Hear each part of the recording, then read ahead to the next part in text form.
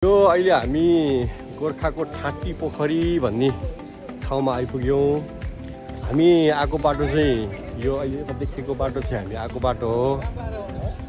त्यसपछि यताबाट जाँदाखेरि चाहिँ हामी गोर्खातिर पुग्छौँ भने यो चाहिँ मध्य पहाडी हाइवेबाट लमजुङ बेसी सहरतिर जाने बाटो यो चाहिँ ठाटी पोखरी भन्ने ठाउँमा आइपुगेका छौँ।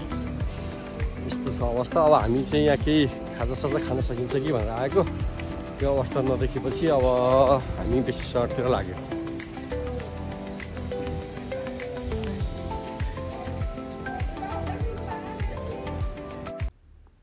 यो ठाटी पोखरीलाई छोडे पश्चात अब हामी एकैछिनमा लमजुङ जिल्लामा पुग्नेछौँ। यो ठाटी पोखरीसम्म चाहिँ गोर्खा जिल्ला नै हो। यो ठाटी पोखरी एरिया पनि एकदमै राम्रो छ।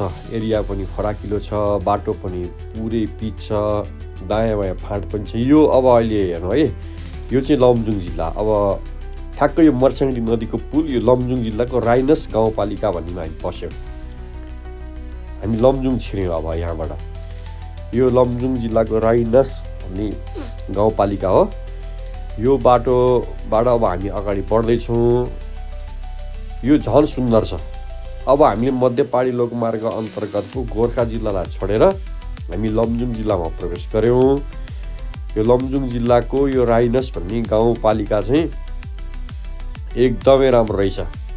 एकदम हरियो परियो, धान खेत लह धान खेत भएको दायाँ बायाँ नै हरियाली एकदम सुन्दर दामी ठाउँ रहेछ। यो घरहरू पनि एकदम स्तरीय, पुरानो घरहरू पनि तीन तले त्यो सेतो कमेरोले पोतेको लामो ठुलो घरहरू देखिन्छ। अनि बाटैभरि सानातिना नदीहरू, थुप्रै नदीहरू भेटिन्छ। यहाँ 9 नदी भन्ने एउटा कहावतै रहेछ यो एरियामा। मर्स्याङ्दी, मुदी, मादी, बुढी गङ्गा यस्तो एउटा गीतै गाउने रहेछन् यहाँ साथीहरूले, यहाँको मानिसहरूले। यहाँ एउटा बिहेको घर यस्तो रहेछ। अनि हामी त्यहाँ यसो हलो हाई गरेर अनि अगाडि बढ्दैछौँ। यो चाहिँ एरो देखाएको छ कता कता जाने भनेर। यो पनि मर्स्याङ्दी पुल हो। मर्स्याङ्दी पुललाई हामी कट्यौँ। यतापट्टि शिवजीको एउटा मन्दिर छ। ठ्याक्क मर्स्याङ्दी पुल पटेपछि हामी काठमाडौँकै साथीहरू गाडी लिएर घुम्न आउनु भएको छ। उहाँहरूसँग हेलो हाई गर्दै अनि उहाँहरूलाई छोडेर हामीहरू अगाडि बढ्यौँ।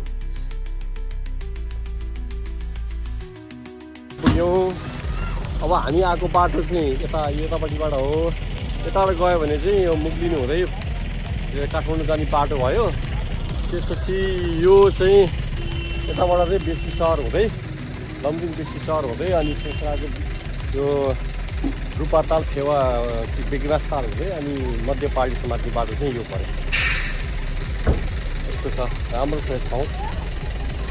यहाँ एउटा गेट पनि छ, ठुलो गेट पनि रहेछ।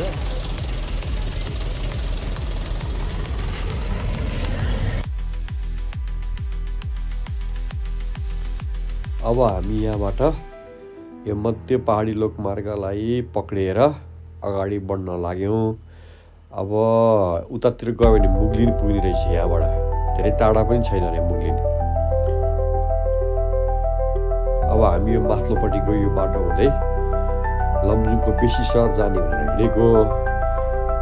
तर यो मध्य पहाडी लोकमार्गले बेसी सहरलाई छोड्ने रहेछ।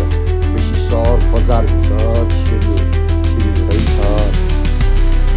तलपट्टिबाट हो कि माथिपट्टिबाट हो, कताबाट हो हामीले ठ्याक्कै लमजुङ बेसी सहरलाई छुनी भन्दै त्यहाँ गएर खाना खाने बनाउँदै बेसी सहर नआइकनै हामी अर्कै बाटो लाग्यो।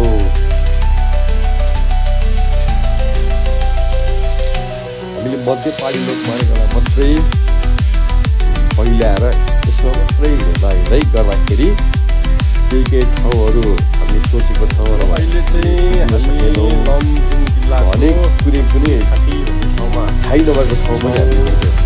यो ठाटी भन्ने ठाउँ हामी आएको बाटो चाहिँ यो यतापट्टिबाट हो। अब यो मध्य पहाडी लोकमार्ग चाहिँ यताबाट जाने यो पोखरा जाने बाटो यो हो।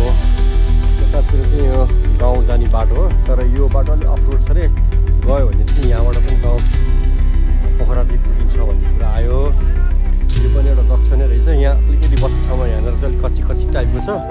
अलिकति माथि जाने बित्तिकै फेरि पिच बाटो आइहाल्छ। यो खत्री ठाँटी भन्ने ठाउँ पनि यहाँको एउटा राम्रै बजार रहेछ। हामीले यहीँ खाना खायौँ।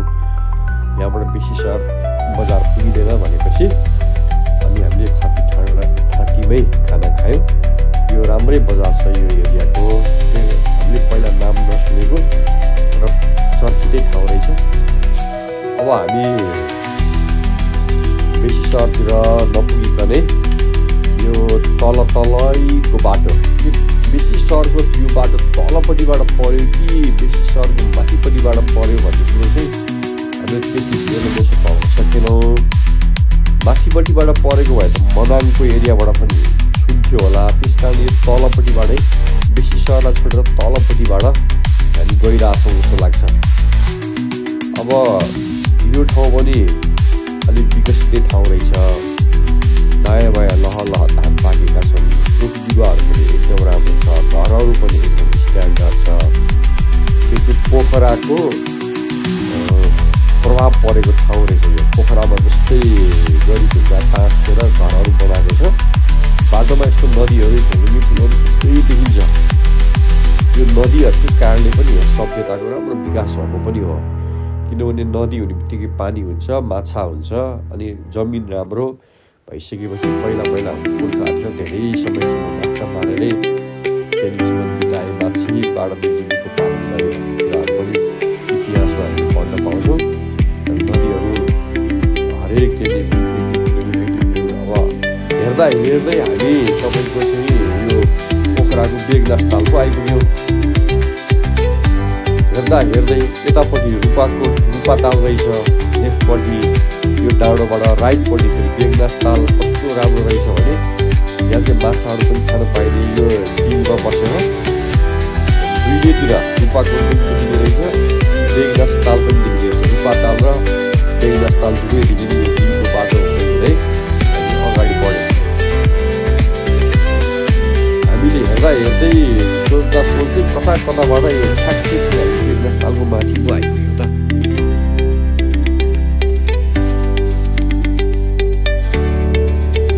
तलपट्टि बेगनाथ ताल चाहिँ गाडी केही गुडिरहेको भने यो राम्रोसँग खिच्नु पाइएन।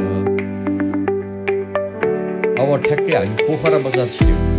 कति छिटे पोखरा बजार आयो भने 15-20 किलोमिटर जतिमा यो ठाउँबाट खाना खाने ठाउँबाट 15-20 किलोमिटर हामी पोखरा आइपुग्यो। अब पोखरा आइसकेपछि उयो जाम, ट्राफिक जाम, गाडी घोडा त्यतिकै धेरै। अब हामी पनि यहाँ जाममा बस्नुपर्ने भयो। पहिला हुँदा अझ ठुलो भइसकेको बाटोहरू धेरै खराबिलो। गाडी घोडाहरू कति हो कति खराब हिँडिन सकिन्छ। यस्तो बाटोभरि ब्याग छ पोखराको।